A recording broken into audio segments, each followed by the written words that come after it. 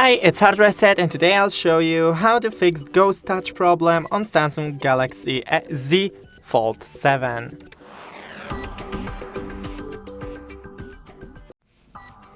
First thing, remove the screen protector or case. I don't have any, so I won't be doing this. Next thing is to clean your screen using a microfiber, like I have here. Just clean it from any drops of water or debris. Next thing you can do is go to the settings, display, scroll down to touch sensitivity and disable it, and accidental touch protection enable.